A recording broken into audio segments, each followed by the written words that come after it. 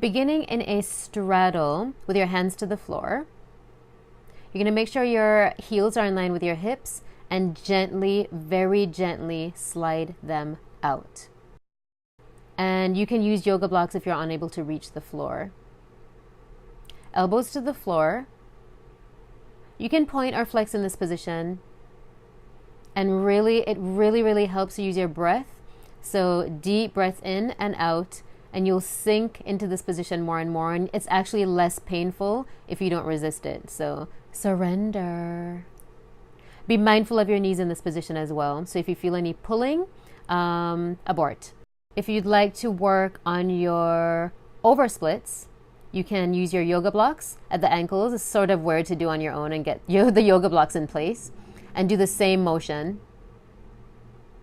If you'd like, you can thread your arms through your legs and take them behind you.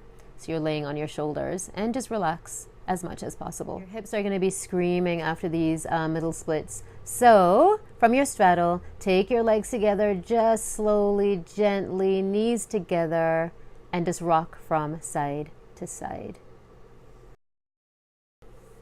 You can lay onto your back, taking your knees to your chest, and do some nice rotations, keeping your toes together, in, out, and out to in. Maybe 5 each, or until you feel nice and loose. Take your knees to one side, making sure that your shoulders are flat to the floor, and you can look to the opposite side. The standing knee, really drive it back so your knee is more in line with your torso. And then you can switch sides. Again, make sure both shoulders stay flat to the floor.